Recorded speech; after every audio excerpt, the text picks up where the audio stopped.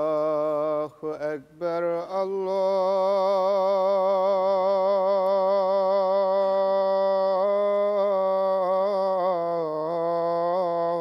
الله أكبر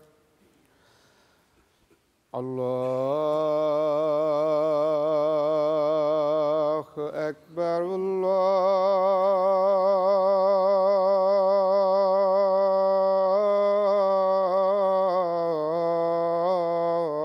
الله أكبر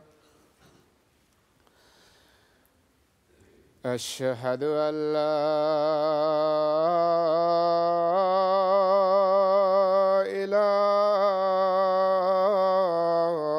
إله إلا الله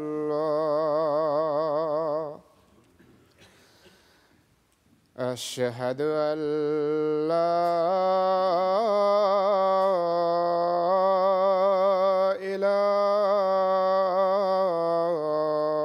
إله إلا الله أشهد أن محمدًا رسول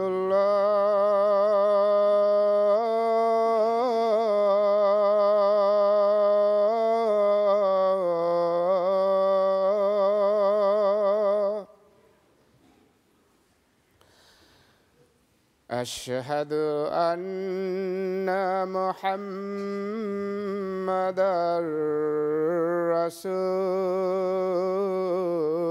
رسول الله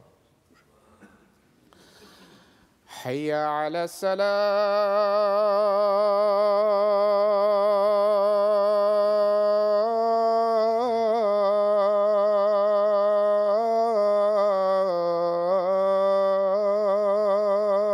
الصلاة حي على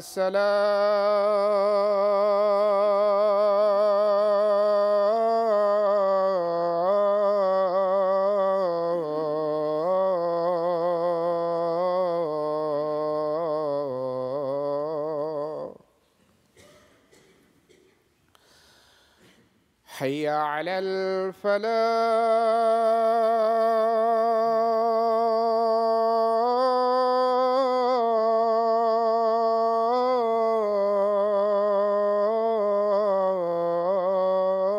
الفلاح حي على الفلاح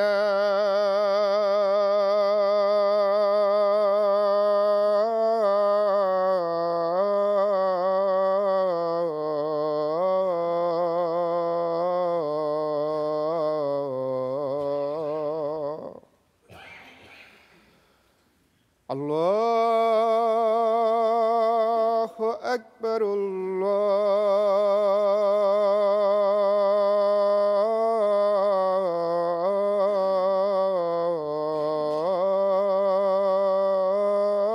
الله أكبر لا إله إلا الله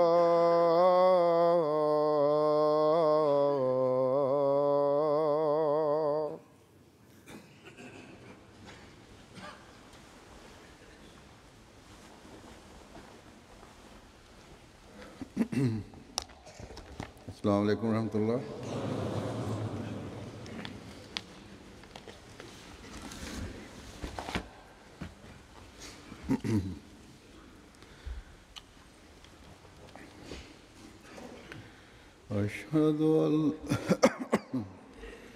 أشهد أن لا إله إلا الله وحده لا شريك له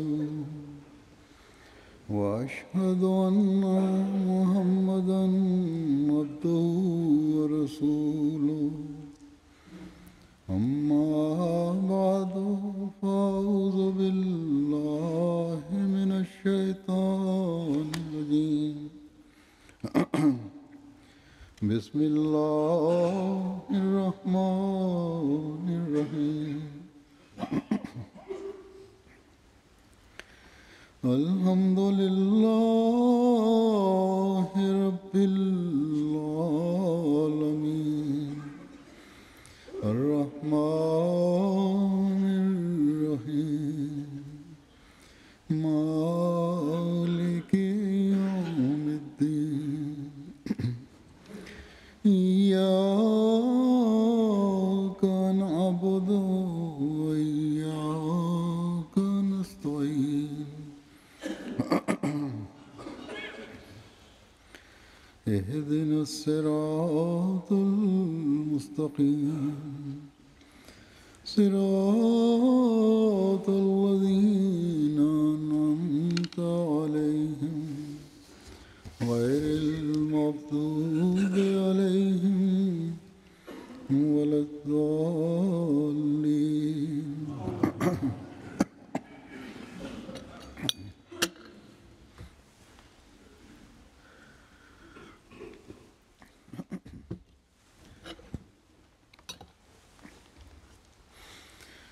Hadhrat Masih Maud Hazur says that the promised Messiah, peace be upon him, once stated, "Do not assume that the party of the Sahaba, of the companions, only to be those who passed away in earlier times. Rather, there is another group, whom Allah the Exalted has mentioned in the Holy Quran. They are also included amongst the Sahaba, the companions, who will be with the Buruz, the reflection of Ahmad." Hazur says that one of the names of the Holy Prophet Muhammad, peace and blessings of Allah be upon him, is Ahmad, and his Buruz, reflection, is the promised Messiah on whom be peace. The promised Messiah continues, "Therefore it is stated, وَآخَرِينَ مِنْهُمْ لَمَّا يَلْحَقُوا بِهِمْ, and among others from among them who have not yet joined them." That is, do not assume that the Jamaat of the Sahaba or companions is limited to this. In fact, the Jamaat of the promised Messiah ﷺ will also be from amongst the Sahabi, the companions. In other words, those who saw in person the promised Messiah ﷺ, who initiated at his hand and who took beneficence from being in his company. And then those who advanced in their faith and conviction. So, the promised Messiah ﷺ says this Jamaat will also be of the Sahaba, of the companions. He says further, commentators have accepted that this verse is in relation to the Jamaat, the community of the promised Messiah ﷺ. The word minhum infers that their inner inclination and proclivity will be similar to that of the companions. Hazur says that therefore, those persons who took beneficence from personally being in the presence of the promised Messiah, peace be upon him, most surely hold a status. Every single one of them is a model, an example for us, whose standard of piety, whose standard of taqwa, and whose standard of pious reformations are most certainly worthy of being followed. It is a great fortune upon us that some of the accounts of the lives of these companions of the promised Messiah, on whom be peace, have reached us. Further, through these companions of the promised Messiah, on whom be peace, the circumstances and the accounts of the gatherings in which the promised Messiah ﷺ was present have also been related and reached us. I, from time to time, mention the different accounts of the companions of the promised Messiah ﷺ. Today, I will similarly present such accounts. As a result of the tarbiyat, the moral training that these companions received from the promised Messiah ﷺ, as a result of that spiritual light that the promised Messiah ﷺ had attained from his master, the Holy Prophet ﷺ, the seal of all prophets, Allah the Exalted infused such a revolution within the companions that every single one of them exuberated a unique and astonishing glory.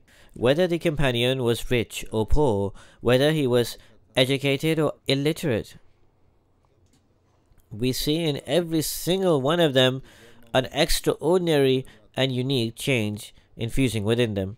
Whether it relates to tawakkul, the dependence and reliance of Allah, then that held its own unique glory. If it was the passion of faith of the companions, then it was selfless and also held its own unique and extraordinary glory. In relation to their link with the Holy Quran, they had a deep connection with it. They loved it and they held deep affection towards it. The fact that God Himself taught them the Holy Quran and bestowed spiritual knowledge into their hearts and minds,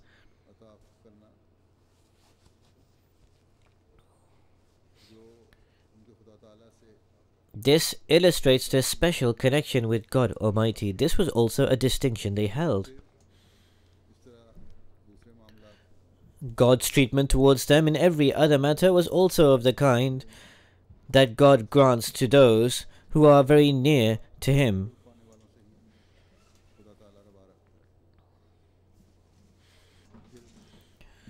Then we also find within these accounts the manner in which the promised Messiah ﷺ taught the companions in these gatherings how to solve different problems and resolve various issues, how to provide spontaneous and immediate responses to certain circumstances and predicaments. The promised Messiah ﷺ, with just a few words, provided such excellent tarbiyat or moral training to the companions through which they were able to compete with others with arguments and logic. Therefore, most fortunate were those companions who after 1400 years lived through that time in which this true and ardent devotee and servant of the Holy Prophet ﷺ lived.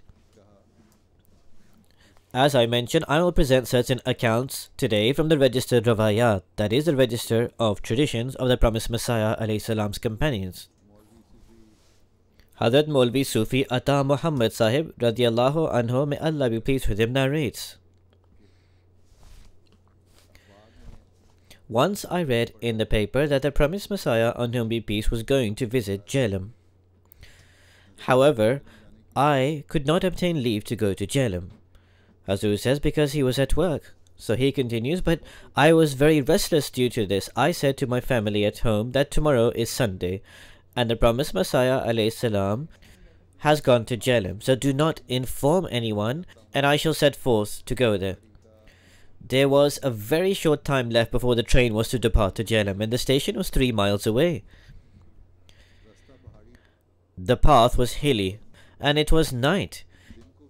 Even during the day, it was difficult for people to cross that path, but there was a commitment and a devotion, even at night. So he set forth. He says that I put my trust in God Almighty and I went off.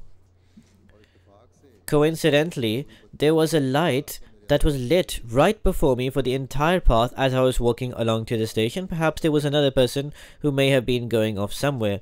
So praying to God, I ran across that hilly path towards the station. Hazur says that when he states that there was a light that was lit before him, now there may have been a person through which that light was lit, but the fact is he put his trust in God. He was going to meet the Messiah and the Mahdi. Most certainly God provided that arrangement that the light kept being lit before him and he was unable to run that path to the station. So he says, when I arrived at the station, the train was ready to depart. I purchased a ticket and eventually I reached Jhelum. I was unable to meet the promised Messiah ﷺ. There was a Sayyid Ahmad Deen Sahib. He says that I will be delighted if today you recite that poem. Masroor says that he had written a poem at the time of his birth, his pledge of allegiance, and in that poem he had written some words of prayers and sent it to the promised Messiah, peace be upon him, along with his letter of initiation. It was quite a lengthy poem. So Sayyid Sahib asked that please recite this poem. Sufi Sahib replied that if the promised Messiah ﷺ permits, then I will do it. So the promised Messiah ﷺ permitted him. He immediately stood up and with great fervor he recited that poem. That poem had such an impact upon the audience that somebody said, please provide that poem. He said, I have just verbally recited this by heart. After reciting the poem, the wazifa given by the promised Messiah ﷺ was exactly the same as what he had sent in the letter previously. Hazur says, when he did the initiation and he wrote his letter of Bayt, his initiation, he asked the promised Messiah that give me a wazifa of repeated words of prayer. So the promised Messiah, on whom be peace, he wrote a wazifa, and he says, when I asked him verbally now, he gave the exact same wazifa, and I was astonished how excellent his memory was. That the wazifa that he had written to me that I should recite was the exact same wazifa he narrated to me now verbally. The wazifa that the promised Messiah, on whom be peace, provided at that time through a letter, and also right here verbally, was that, what are you asking for a wazifa? There is no need for any other wazifa. Recite Durood Sharif, invoking blessings and salutations upon the Prophet Muhammad with abundance. Recite Ham Sharif, that is Surah Fatiha, and say Istighfar, that is beg for repentance, with great profusion, and read the Holy Quran with great reflection. This is the wazifa that is the secret of all successes. Hazur says, many people also write to me from time to time, and I also guide them in light of this instruction of the promised Messiah ﷺ. Generally, the promised Messiah, on whom be peace, has also said to somebody that also recite La hawla wa la quwwata illa billahil azim, that there is no power to avoid sin or to do good except through Allah. The promised Messiah ﷺ said that this should also be recited. So these are those matters that enable a person to draw near to God the Exalted. The next narration is of Hadhrat Khalifa Nuruddin Sahib of Jammu. Hazur says, this Khalifa Nuruddin Sahib was Jamuni. He should not be mistaken for Hadhrat Khalifa Masih I because he has the same name as him. This was a different companion of the promised Messiah, on whom be peace. He relates that, once I walked from Jammu to Kashmir via Gujarat. Along the way, when I was near to Gujarat, I offered my prayers in a jungle, and I was praying, Allahumma inni a'udhu bika min al-hammi wal huzni, this prayer, with great fervor and intensity.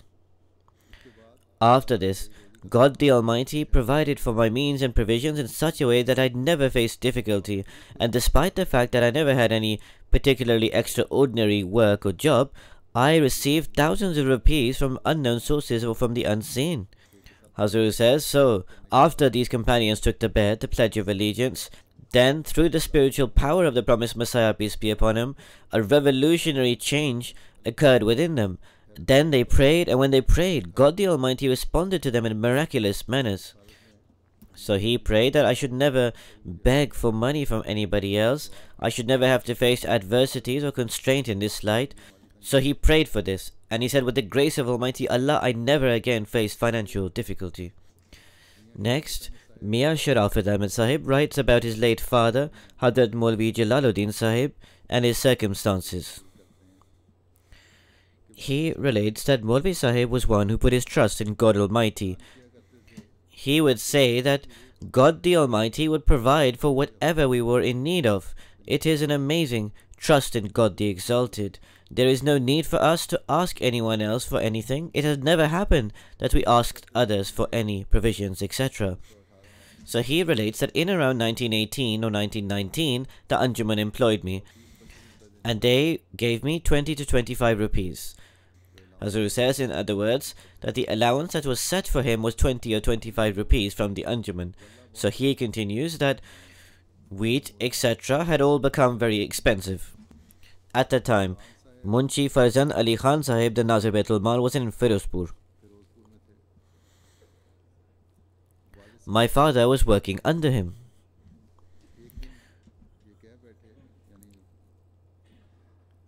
One day, Farzan Ali Khan Sahib said to Maulvi Jalaluddin Sahib that you receive a wage. This is why you work with such devotion and diligence. This is why you work so hard. Maulvi Sahib would say that I did not like this, and I replied to him, what did I ask you for a wage? I dedicated my life for the sake of the service of the faith.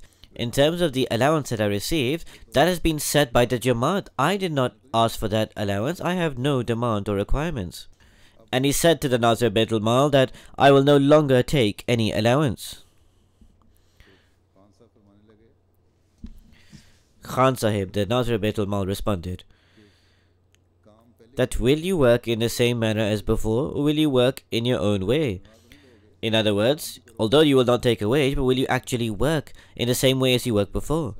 So Maulvi Jalaluddin Sahib said, I will work with even greater diligence and also with perfect obedience. As Guru says, that is, he said that I will work even harder than before and also with perfect obedience. He said that work and obedience have no correlation with pay. Whether I receive the wage or not, I must serve the faith. He relates that after saying these few words, I went on a tabligh expedition. I was going by foot. Hazur said at the time there were no modes of transport. Normally, the missionaries, when they went on tabligh expeditions, had to go on foot. So he continues that on the way, thoughts started creeping into my mind that the salary that I receive would fulfill my necessities somewhat. Nowadays, we are passing through difficult times. Wheat and other provisions are all very expensive. Now how would I make ends meet? These were the thoughts creeping into his mind. Hazur says, now look, after these thoughts creeped into his mind, how did God treat him? So this person says that my father related that these thoughts were circling in my mind when suddenly a thunderous sound occurred. That is, a most frightening sound occurred through which my heart trembled. And what was that sound? It was a message that was sent through a powerful voice. Have you always received a wage? Is it through your wage that you have grown up? Hazur says, in other words, such a long time has now passed. Have you spent your whole life and grown up only through a wage? He says that as soon as I heard this sound, all my anxieties and concerns completely vanished. In a most humble manner, I supplicated, O Lord, what need do I have of this wage? What significance does this wage have in comparison to you? He says, after this, my situation improved greatly in the future, and Allah the Almighty took care of me in such a manner that my circumstances improved most significantly. Maulvi Sahib would say that Khan Sahib was an old friend of mine. He said these words inadvertently as a joke. But after this became the means of breaking the shirk of the matter of the salary or the wage. Hazur says that therefore this became a means of removing the shirk associating partners with God from Maulvi Sahib's mind. Then, writing further about the circumstances of Hadhrat Maulvi Jalaluddin Sahib, his son, who I mentioned earlier, relates that in a dream, I see that Hadhrat Khalifa Masih I, may Allah be pleased with him, is gambling. So Maulvi Jalaluddin Sahib mentioned this dream to the promised Messiah, peace be upon him. The promised Messiah, alayhi salam, says Maulvi Jalaluddin Sahib. Maulvi Sahib, in other words, Hadhrat Khalifa Masih I, Maulana Nuruddin Sahib, indeed gambles, but he gambles with God. Just like gamblers put every single thing they have on the line, he also does so. He does not leave anything for himself. Likewise, Maulvi Sahib puts everything on the line for God. Or in the way of God, he puts everything in the line. Hazur says, he said one of these two phrases. Hazur says that in other words, this is a bargain that Hadhrat Khalifa Masih I, may Allah be pleased with him, makes. Worldly people, for worldly benefits and gains, put things on the line in gambling. But regarding Hadhrat Khalifa Masih I, may Allah be pleased with him, the promised Messiah, peace be upon him, says that to cater for his life in this world and the next, he spends in the way of God. Then, as we are all aware, there are countless accounts in the life of Hadhrat Khalifa Masih I, may Allah be pleased with him, in a manner that God the Almighty fulfill all his worldly needs and necessities, and fulfill them beyond measure. Further, the rank and status he received in the religious field, everyone is aware of.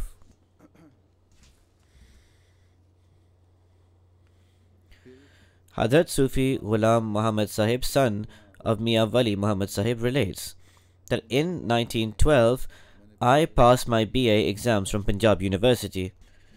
After this, I inquired from Hadhrat Khalifa Masih I, should I memorize the Holy Quran or should I do an MA? Hadhrat Khalifa Masih I replied, memorize the Holy Quran. What is the importance of doing an MA? So he says that within 6 months I memorized the Holy Quran. When I related this to Hadhrat Khalifa Masih I, he did a sajda-i-shukr, a prostration of gratefulness. Hazur says this was the tarbiyat, the moral training of the companions. This was their perfect obedience.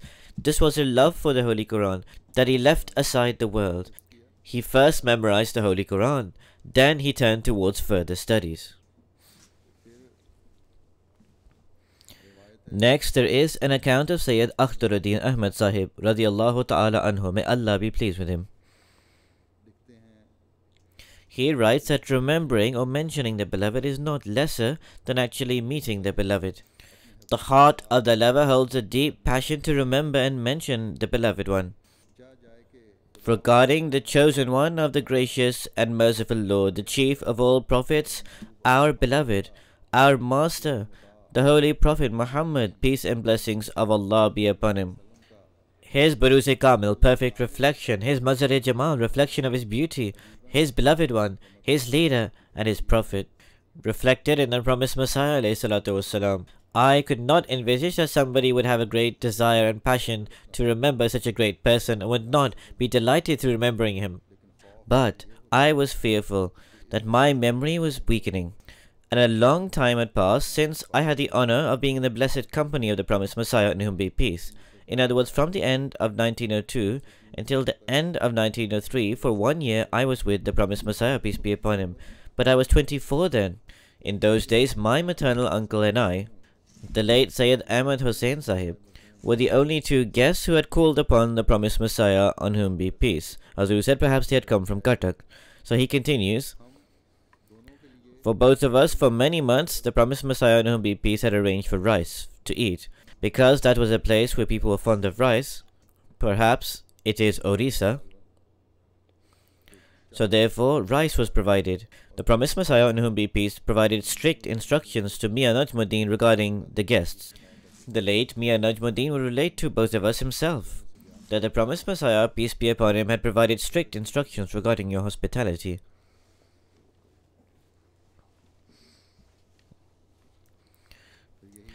The same Sayyid Akhtaruddin Sahib relates, I was a student and I would attend the Darsul Qurans, or the religious lectures on the Quran, by Hadhrat Khalifa Masih I, may Allah be pleased with him.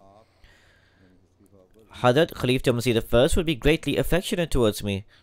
My father radiyallahu ta'ala anhu and my late mother, Rabbi irhamhuma kama rabbayani saghira, may Allah have mercy upon both my parents as they looked after me in my childhood. So when they directed me to return home, then when I said that due to the vast expenses of travel,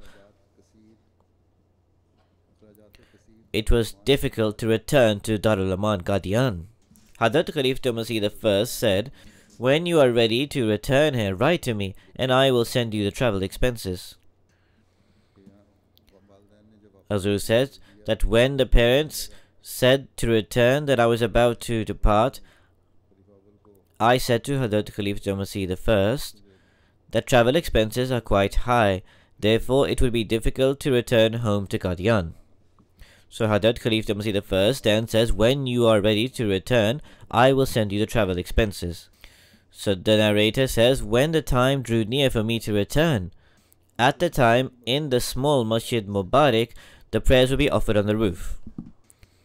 Hadhrat Khalifa Masih I, may Allah be pleased with him, from behind on one side put his hand on my shoulders and affectionately he stated that, Akhtaruddin, I have heard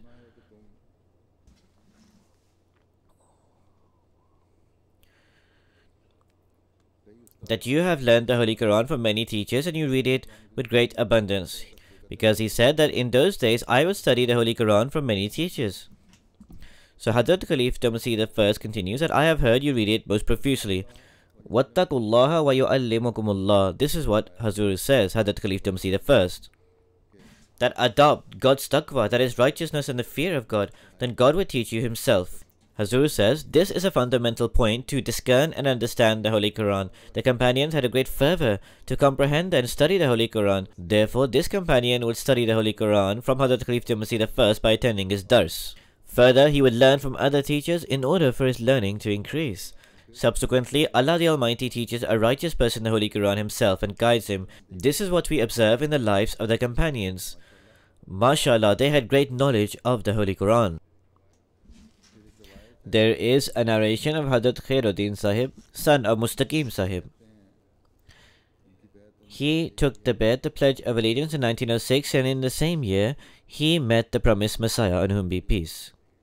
He relates that one day, the promised Messiah on whom be peace stayed sitting after the Maghrib prayer. Incidentally, on that day there was no light within the mosque.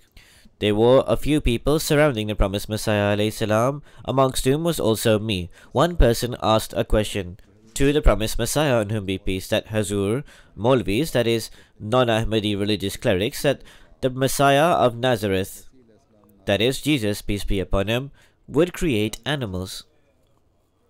The promised Messiah on whom be peace responded that Sheikh Sahib, God is the creator. Is the Messiah also the creator? Hazur says he only said this one sentence. So the narrator relates that I was not aware who that Sheikh Sahib was who asked the question because it was dark, but that Sheikh Sahib did not speak again. The promised Messiah on whom be peace said himself again that our religious clerics should use these very brief and concise sentences in their discussions and debates. Hazur says that they would say that the Messiah, Jesus peace be upon him, would create birds and he would produce animals. So the promised Messiah alayhi salam responded that this is very strange, that God is the creator because the creator is an attribute of God and the Messiah is apparently also a creator. As a Muslim, you are also being involved in this shirk, associating partners with God. So the promised Messiah on whom be peace says sometimes these very small and concise sentences work better in tabligh, because in lengthy discussions often the subject matter becomes confused. The narrator relates, that is Hadhrat Khairuddin Sahib, that I returned to my village. I had keen enthusiasm for reading the Holy Quran. One day the promised Messiah on whom be peace informed me in a dream. Hazur said he was extremely enthusiastic to read the Holy Quran. He saw a dream one day in which the promised Messiah, peace be upon him, said, "Come to Qadian, we will teach you the Holy Quran ourselves." So this is a dream that he saw. He saw the dream at a time when the promised Messiah on whom be peace had passed away already. He relates that after this I saw another dream. In the dream, I have migrated to the place where the Mahalla Nasrabad is now formed. Hazur says that is, he migrated to Qadian, and in Qadian, he alights in the Mahalla Nasrabad. So he continues that in the open field, I am unloading my luggage, and I inquire that what is the name of this area. Upon this, a voice resonates from the heavens in the shape of a countenance, which was solid. It looked like a football. A voice resonated from that the name of this place is Ibrahimi Jungle, where you are unloading your luggage. So therefore, Allah the Almighty had informed me that the promised Messiah, peace be upon him's name was also Ibrahim.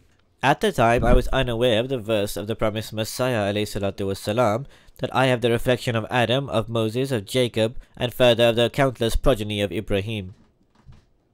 So he says that through this resonating voice, God Almighty gave me this message. It was then that I learned that this was also the name of the promised Messiah alayhi salam.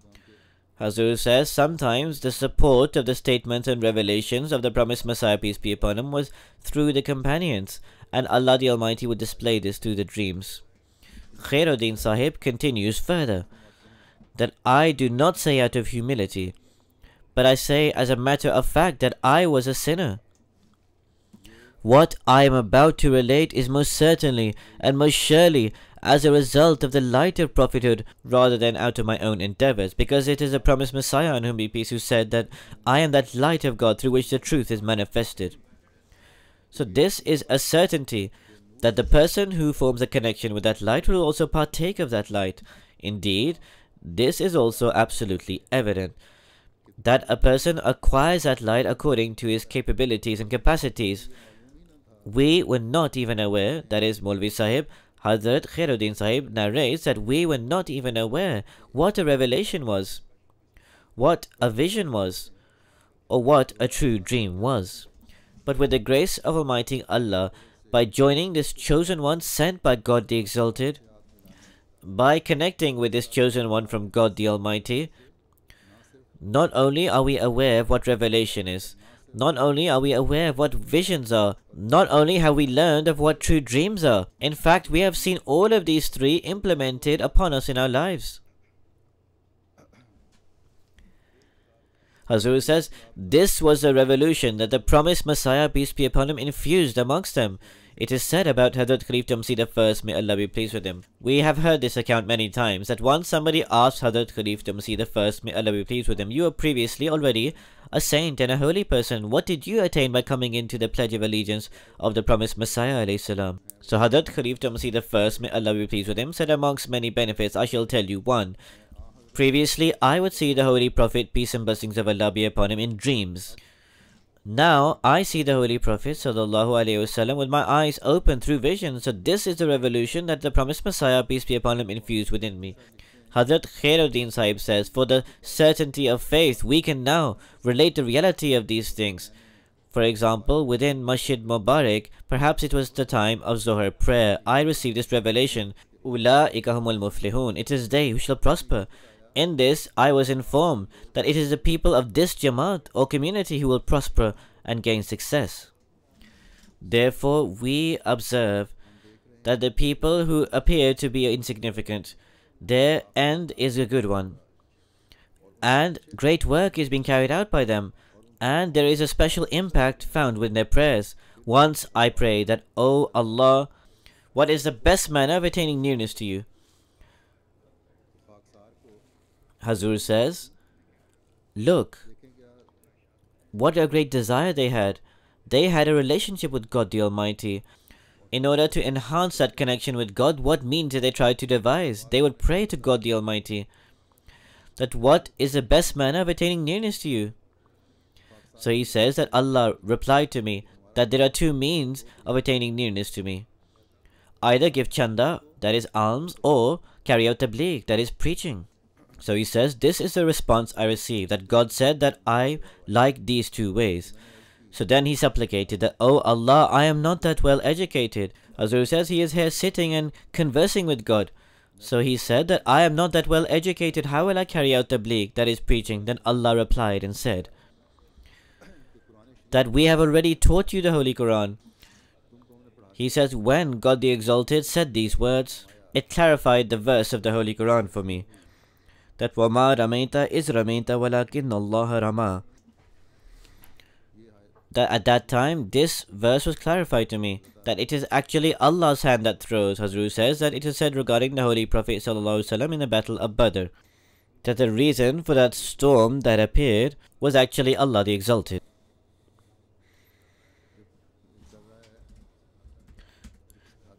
So he said that this verse was clarified to me because when I was in my village, then the promised Messiah ﷺ met me in a dream. Hazrat said this was mentioned earlier. So he says that then the promised Messiah ﷺ said, come to Qadian, we will teach you the Holy Quran. Now observe, the promise was made by the promised Messiah ﷺ, but the response was given by God the Exalted, that we have taught you the Holy Quran. Therefore now, according to my capabilities and capacities, with the grace of Almighty Allah, whoever desires to learn the Holy Quran, I can teach him. Nowadays, in the guest house in the morning for an hour or an hour and a half, I teach the Holy Quran with translation. When God the Exalted stated that we have taught you the Holy Quran, he said alongside it, have you not read the accounts of Ad and Samud in the Holy Quran? I read one ruku and related it to the people, that what the outcome is of those who reject and disobey the prophets. Similarly, regarding the prayer, God the Exalted stated, eat ghee in abundance, that is, clarified semi-fluid butter. So he said, what does it mean to eat ghee? So God the Exalted on the third day replied, eating ghee means to pray most profusely. These words were given in Punjabi language, that in the house where prayer is offered, that home always remain in enjoyment. Then I also heard the following voice, that a person who God does not speak to is not a Muslim. Hazrat says, therefore if we want to taste enjoyment, we need to fill our houses with prayer. So he says, can a person like me claim that this occurred through my capacity and my capabilities? It is absolutely evident this occurred through the light of prophethood. I should repeat this verse of the promised Messiah, peace be upon him. I am that water that came from the heavens at the appointed time. I am that light from God through which God, the Exalted, was manifested. Next, there is Hadhrat Hafiz Nabi Bakhsh Sahib, son of Karim Bakhsh Sahib, from Faizullah Chak.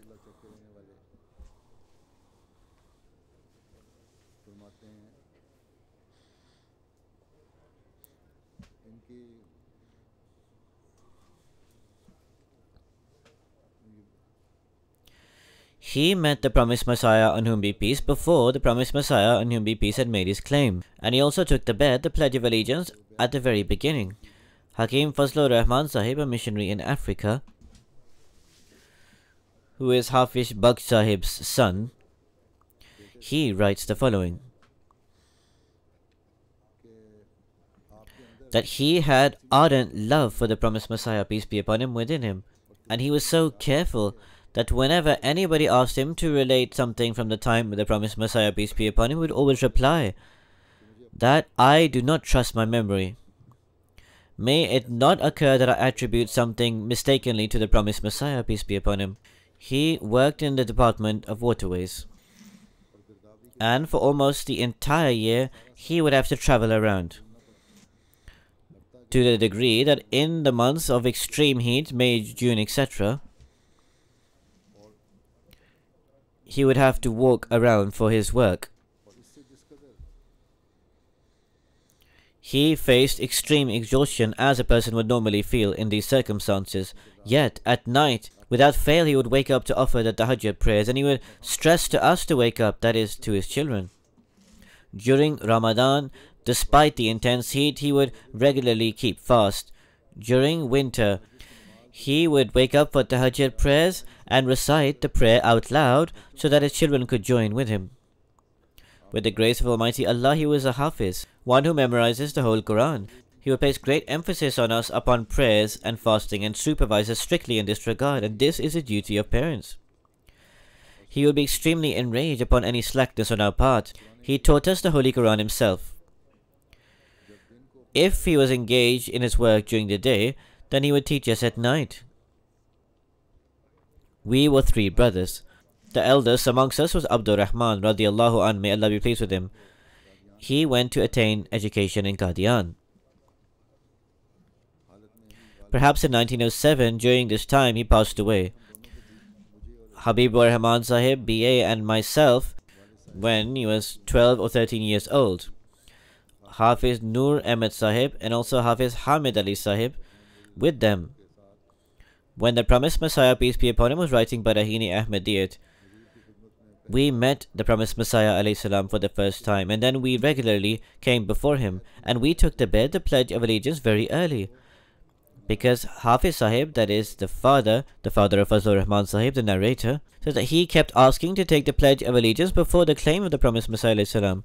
I do not remember the actual year of the bed and the meeting after, but when we came for the first time, we stayed with him. So he, that is Fazlur Rahman Sahib, the narrator, says that my father, the companion, arranged for my education in Qadian. During the time of griefs and sorrow, he displayed the loftiest model of being content with the decree and pleasure of God the Almighty. So this, Hakim Sahib says, when our elder brother passed away in 1907, our 2 elder sisters' weddings were just a few days away. For this purpose, we had departed from the place of my father's work and gone to Faizullah Chak. One of the wedding processions of my sisters had come from the district Jalandhar. When there were 3 days left for the wedding procession of the groom to come, then Abdur Rahman Sahib, his brother, passed away due to some ailment of the liver. After this, we received a cable from Rahul. In light of this demise, the groom's family desired that the wedding dates were delayed. That is, the groom's family said that why don't we delay the wedding dates? That is, they offered this delay themselves, but the father, that is Hakim Sahib's father, said that this demise was a decree of God the Exalted. It has now come to pass. Please bring your wedding procession so that this girl can go off after marriage. So 3 days after the death of his beloved child, 2 of his daughters were married off This was a stern examination for any righteous person. So he writes that during the first and second Khilafat, with the grace of Almighty Allah, he never faced any trials and tribulations, and neither did he ever hesitate from taking the pledge of allegiance of both the Khulafa. He displayed such a lofty model in obeying the Khulafa. I have come twice to West Africa for tabligh, for preaching. Hazur says, Hadhrat Hakim Fazlur Rahman Sahib was a missionary in Africa for a long period of time. So he says, when I stayed in Africa for the first time for 8 years, and now also 7 years have passed, despite passing through different circumstances and predicaments, where from a worldly perspective I could have supported my father greatly, he always advised me in the following way, that I should never display any patience until Hadhrat Khalifatul Masih instructs you to return, or when Hadhrat Khalifatul Masih instructs you to return, then only you should return. That do not say anything otherwise. Do not make any demand or requirements. So during his employment, he would buy all the newspapers of the Jamaat, and he would give his chanda regularly. He helped poor people greatly. His hospitality was of the highest levels. He had done his wasiyat, and he would give his hissa Ahmad during his time of work. He has some land in Faisala Jug, which he has included in his wasiyat. In the name of the Anjuman, he has put his land.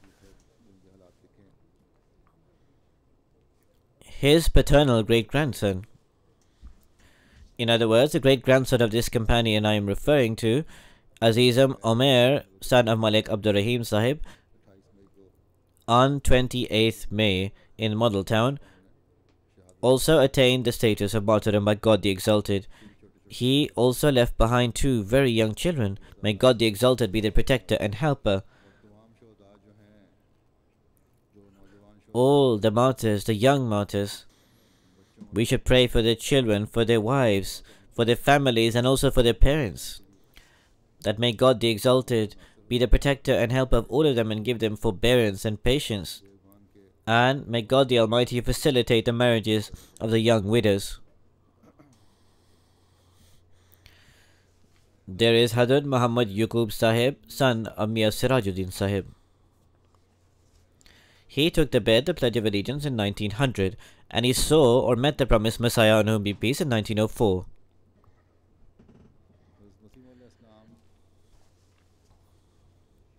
He writes that the promised Messiah alayhi salam affectionately would give more opportunities or space to children.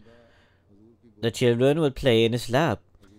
The countenance of the promised Messiah alayhi salam was filled with light upon light. From childhood, we were aware that the promised Messiah alayhi salam loved us more than our parents.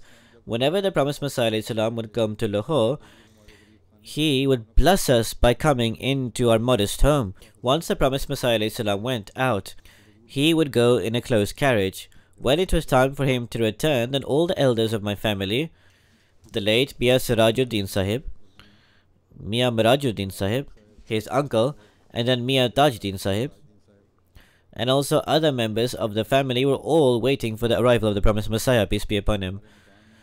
In front of our house was a government park. On the road adjacent to our house, a great number of vagabonds had assembled. When the promised Messiah, peace be upon him, returned, then he went into his house through the stairs, so the vagabonds started throwing stones upon the house. My late father and also my uncle, they counseled amongst each other what they should do. So then the servant who had been assigned to me by my father said to the servant that take this child away, referring to me. So the servant took him. Then with great courageousness they confronted that crowd.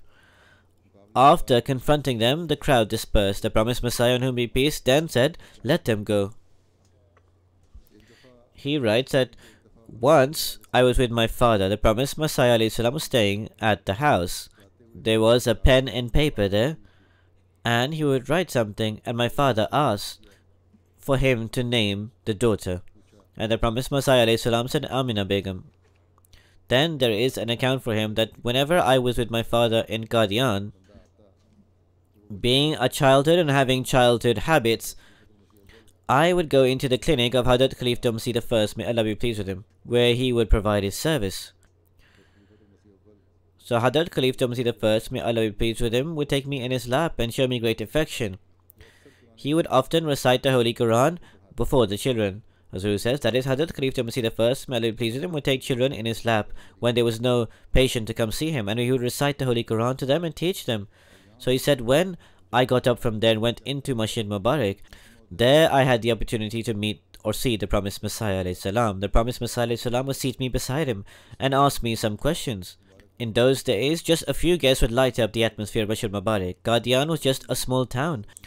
We never expected that the promised Messiah alayhi salam's revelations would come true in this way. My late father was greatly affectionate towards the promised Messiah alayhi salam. He was an old servant. My late father would say that Hadhrat Khalifa Masih Sani, the second Khalifa, his arrival, the time of the help and support, he would say that we have witnessed this. Hazur says, he had mentioned this before, that the promised Messiah alayhi salatu wasalam, they believed in him, that he had revelations due to belief in them. He would say these would come true, and he said we have also witnessed these come true. Therefore, these were the Sahaba, the companions, who after coming into the pledge of allegiance of the promised Messiah alayhi salam, inculcated pious reformations within themselves and established a connection with God the Exalted. And in their belief in the promised Messiah alayhi salam, they were so firm that nobody could shake that faith that they had. Their sense of honor for faith refreshed the memories of the Quruni Ula, the earliest companions of the Holy Prophet sallallahu alaihi wasallam. They firmly adhered to the following words of the promised Messiah alayhi salam and acquired comprehension and discernment of it. The promised Messiah alayhi salatu wasalam said, when God has established this community and has demonstrated hundreds of signs in his corroboration, from this God's objective is that this community becomes a community of the Sahaba, the companions. And then the best aid returns. Those who enter this Jamaat enter the category of wa'akharina minhum, among others from among them. Therefore they should forsake the apparels of false pastimes and turn all their attention towards God. Hazur says, the Sahaba, the companions of the promised Messiah on whom be peace, as I mentioned, they fulfilled this desire and teaching of the promised Messiah alayhi salam. May Allah the Exalted also enable all of us to do so, that we are able to inculcate pious reformations within ourselves and then maintain and stay firm on them. Inshallah, from day after tomorrow, in fact from tomorrow night, the new year is starting. May Allah the Exalted make this new year even more blessed for our Jamaat or our community. May God the Exalted restrain the hand of our enemies.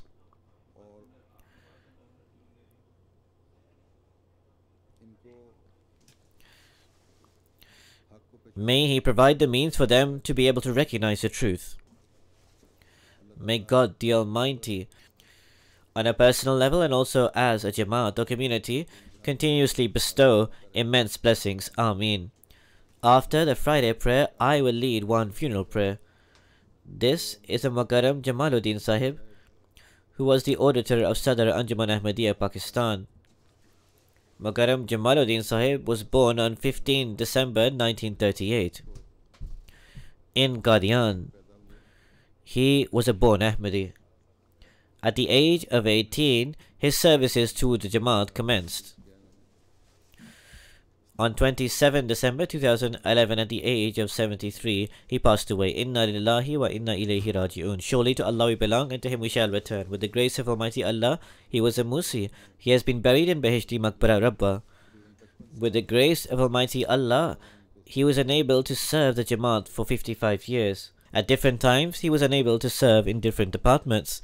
For example, the Property Department, the Wasiyyat Department, Darul Ziyafat, the Private Secretary's Office, the Zarat Service to the Darwishan. Then he also worked as the auditor of Sadr Anjuman in July 2003. Until his demise, he was engrossed in this service. From April 2008 to June 2009, he worked as Acting Officer, Muhasib and Provident Fund. He was a very quiet person who led a simple life. He was extremely sincere. He was also very compassionate towards his workers. He met every single person with compassion and love. He always treated his wives, children, and close relatives with great affection and love, and also in a pious manner.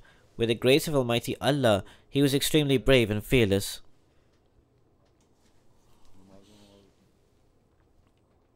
He was regular in his fasting and prayer. He was also regular in his tahajjud prayers.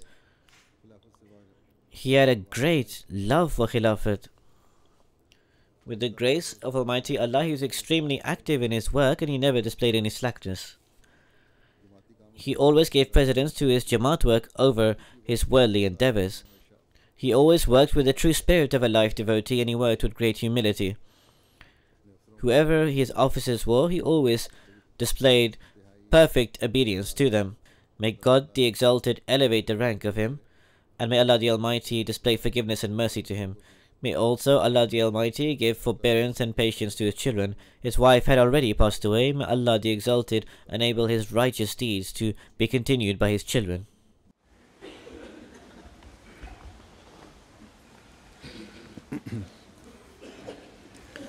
Alhamdulillah, alhamdulillah, nahmaduhu wa nasta'inuhu wa nastaghfiruhu wa nu'minu bihi wa natawakkalu alayhi wa na'udhu billahi min shururi anfusina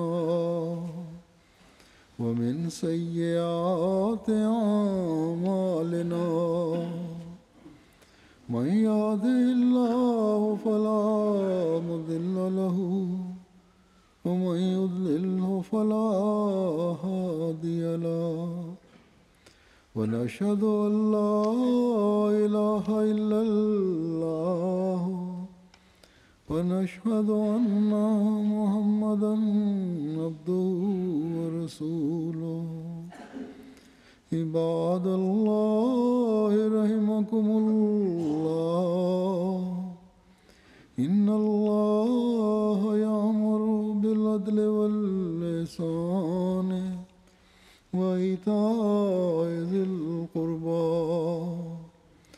وينهى عن الفحشاء والمنكر والبغي يعظكم لعلكم تذكرون اذكروا الله يذكركم وادعوه يستجب لكم ولذكر الله أكبر